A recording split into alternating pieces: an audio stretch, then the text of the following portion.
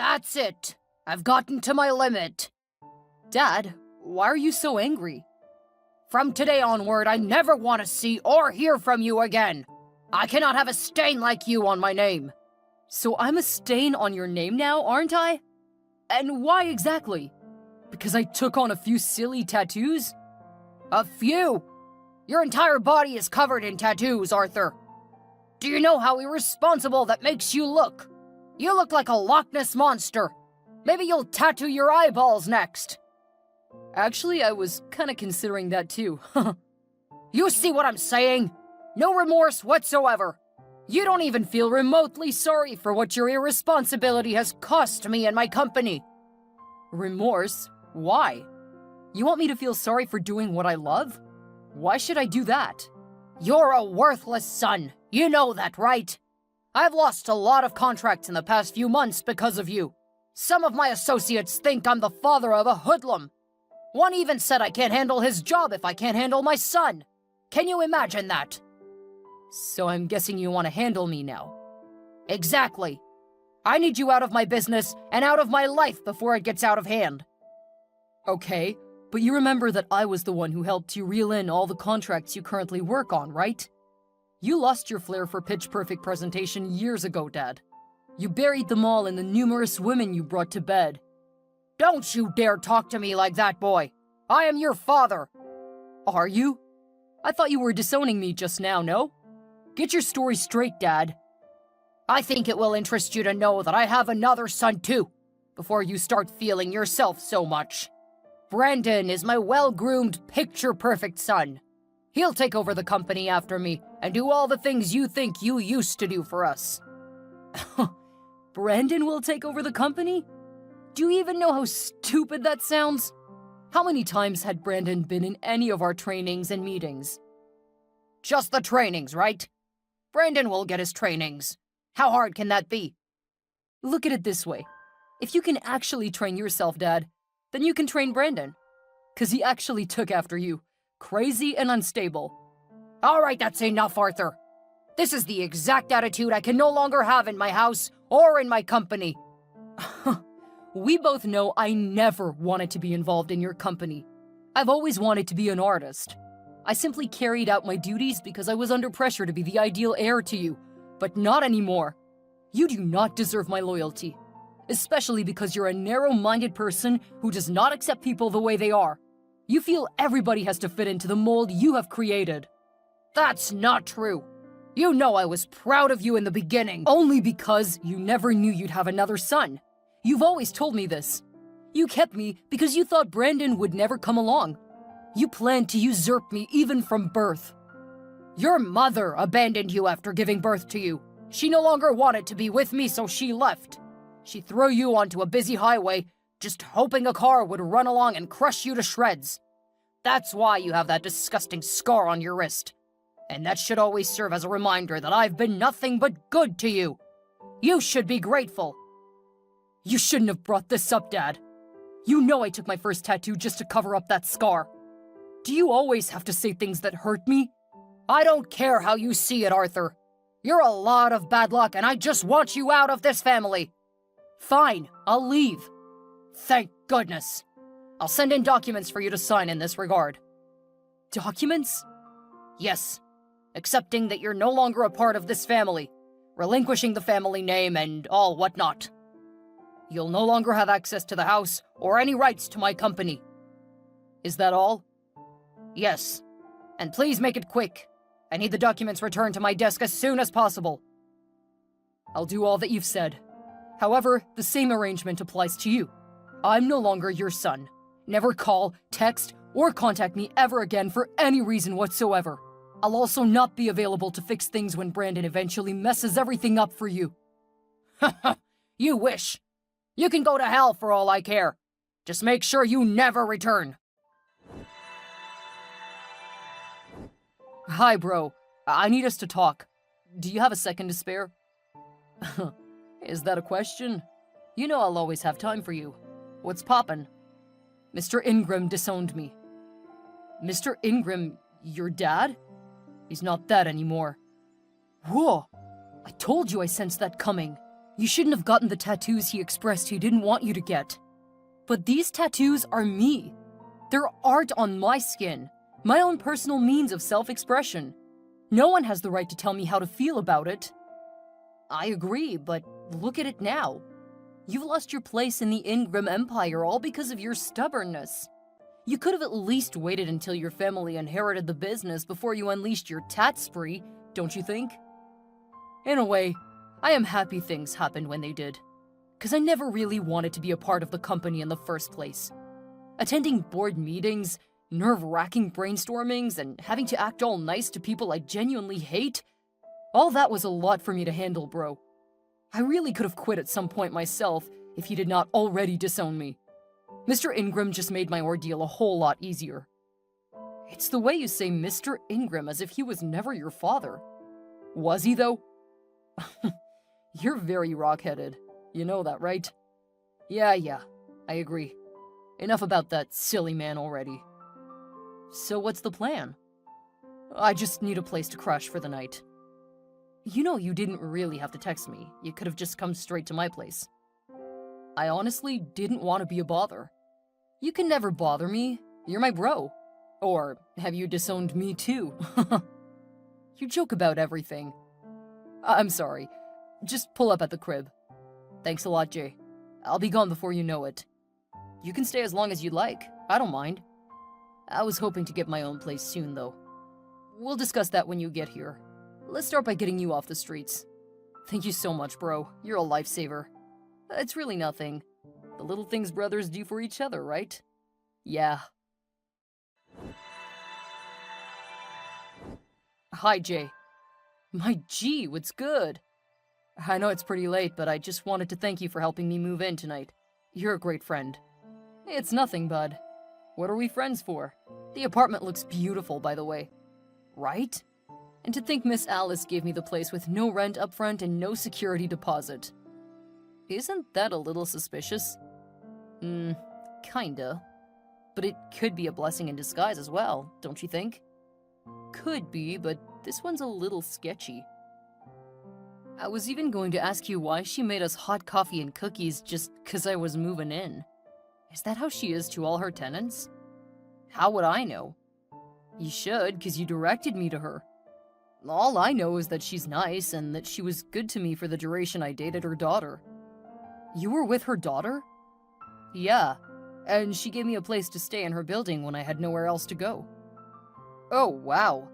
So you know she can be a little clingy? I don't know if clingy is the best word to use. But she sat with us when we wanted to watch the games. I find that a little too pushy. You should have asked her to go away then. I didn't want to look ungrateful, you know? Yeah, I get you. Somehow I liked the attention she gave me. Ooh, Arthur. No, it's not like that. It's just for the first time I felt a woman's touch, like a mother's touch. You won't believe it, but she's called me a gazillion times to find out how I'm settling in. I now feel like we've known each other for years. I felt loved and appreciated and cared for. Something I did not think I'd received from anybody, given all my tattoos and all. I understand you, bro. But for real, though, you shouldn't get too comfortable, so it doesn't become what it isn't meant to be. You and your landlady? Ew, creepy. Oh, she's calling me right now. Again? Dude, it's almost midnight. Do you think she might need something from you? I have no idea. I just know there's always an end to every game. I just hope it's not what I'm thinking. Me too, bro. Me too. Hey, Arthur, darling. There's something I've been longing for you to see. Here's a picture. What is this? Oh, stop acting like you do not see my advances. What advances? Come on, Arthur.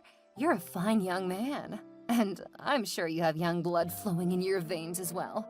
Don't pretend you don't know what this means. I'm sorry, Miss Alice, ma'am, but you're my landlady, and I don't want to relate with you that way. Besides, you're several years my elder. I can't do this, I'm sorry. Look, I'm giving you a lot of privileges for the small sacrifice of dropping your already shifted morals. I'm sure you must have already done this with some other woman before, so it shouldn't be anything new or strange. Just do it for me. You'll never have to pay rent here for as long as you stay. I never said I didn't have the money to pay you, ma'am. As a matter of fact, I'm sending it right now. I like you, Arthur. I really do. I don't want to be a bother. I'm just saying. This one time, and I'll never trouble you again. I can't do it, I'm sorry. Oh, it's fine. I'll give you some time to think about it. But you'll concede to my demands sooner or later. Mark my words. Hello, Arthur. Miss Alice? What do you want from me this time? Nothing. I just wanted to apologize. What for?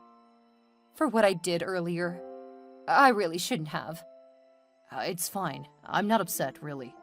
You just need to know that a lot of us in this complex have so much respect for you, ma'am. You wouldn't want to ruin it by doing creepy things. No, I really don't do that, trust me. It's just, the first day I saw you, Arthur, I felt attracted to you on a very strong level. It was almost as if I'd known you all my life. Forgive me for being cheesy and all, but naturally, my first instinct was a romantic involvement.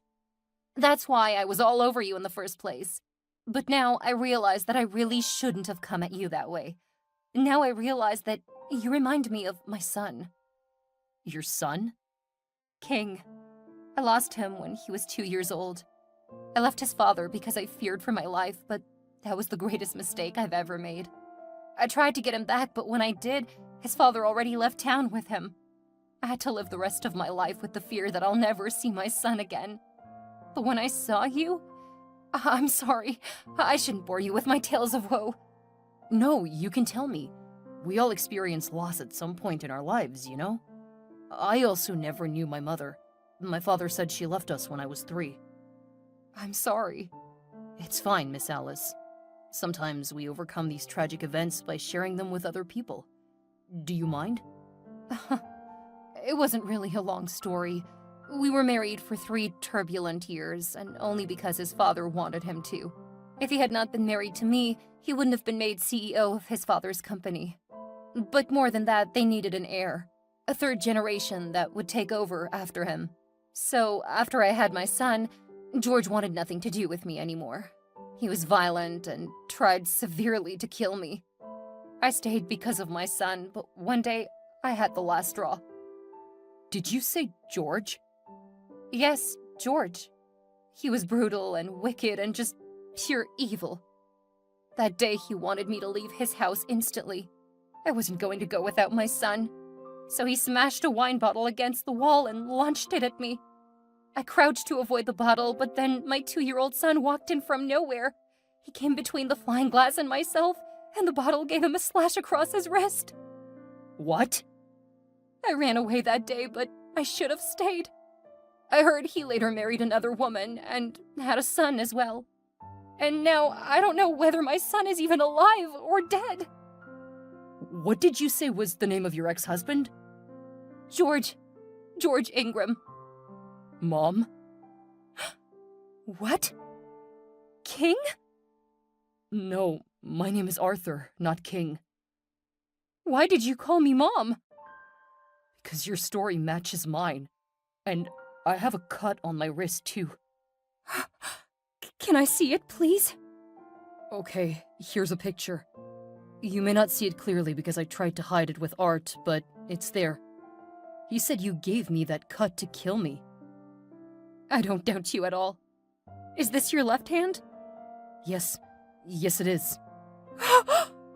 You are my son, King!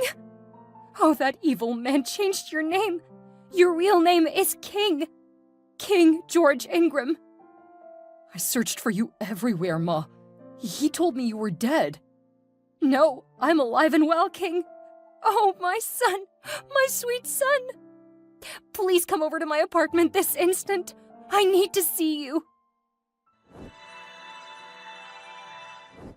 Come back home, Arthur. Excuse me? Who is this? How can you not know who I am? I'm your father, boy. Correction. I'm no longer a boy. I'm a man now. And secondly, I don't have a father. So I don't know who this is.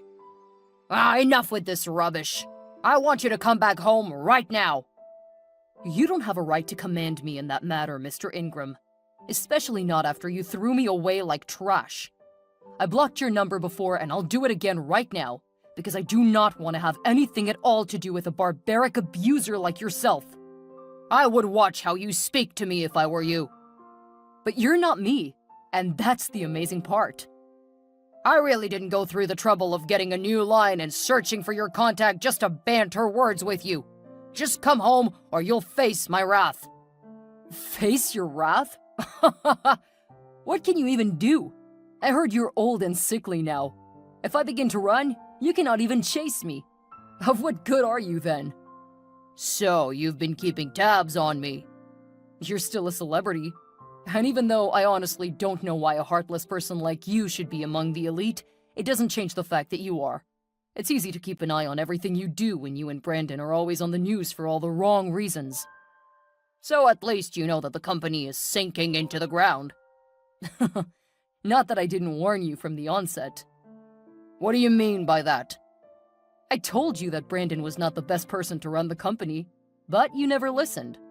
You let go of your key to generational success simply because of your narrow-minded ideas. P.S. The key was me. Okay, fine. You've won, okay? Brandon was the worst choice of my life. He kept stealing money from the company's purse to give to his several girlfriends and mistresses. Meanwhile, he told me he was making investments. And because you love your son so much, you didn't care to make sure he was doing what he said he was? How crazy can you get? Just come home and fix things. We signed an agreement, didn't we, Dad? 5 years ago? No? We agreed that I don't have any right to take any action as your son, and neither am I allowed to take up any position in your company.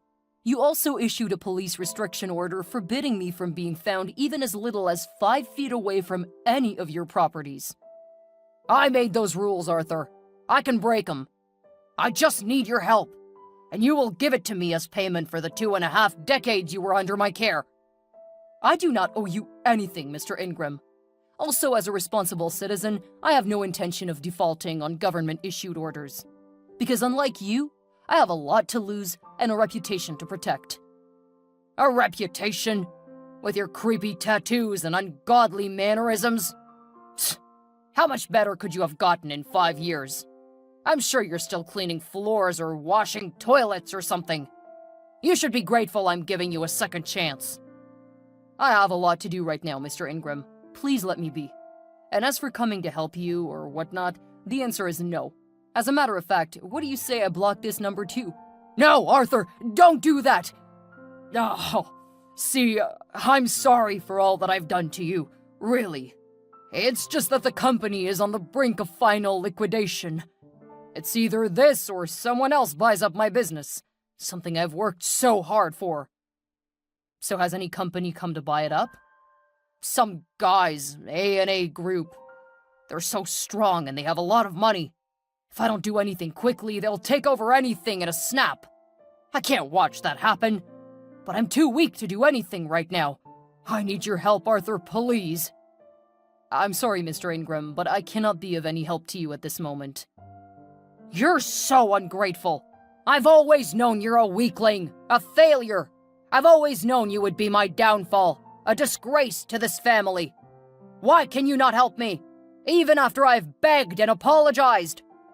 I cannot help you because I am the CEO of A&A Group. What? I founded the company after you disowned me. And for your information, A&A is an acronym for Alice and Arthur. Alice? My ex-wife, Alice? Yes. I found her and she told me the actual truth about the wicked and evil way you treated her when you were both married. You're such an opportunist. And you don't even deserve to own IG Corp. Or any other company for that matter. But you said you never wanted to be a part of my company. You wanted to be an artist. Consider this my payback for treating my mother like trash all those years ago. You'll eat the dust you fed her with. You have my word. And by the way, my name is King, and I'm back to rule over all that is mine. As the CEO of A&A Group, Arthur had the resources and influence to rescue IG Corp from the brink of collapse. However, he had no intention of simply bailing out his father's sinking ship. With calculated precision, Arthur negotiated a merger between the two companies, proposing that his mother, Alice, be appointed as co-CEO alongside him. Alice, a brilliant businesswoman and the rightful heir to the empire, had suffered for years at the hands of George Ingram. The board members, eager to save their company, quickly rallied behind the idea. George, realizing he had no other option, begrudgingly agreed to the merger. As the ink on the agreement dried, Alice and Arthur took the helm of the company. Together, they breathed new life into IG Corp. Arthur's innovative ideas and Alice's strategic vision revitalized the once faltering empire. In a surprising turn of events, Arthur's unconventional appearance and tattoos became symbols of creativity and resilience. In the end, George and Brandon ran out of the company and their family home, ultimately turning the tables and returning George to a life of retribution and regret. Oh, sweet revenge.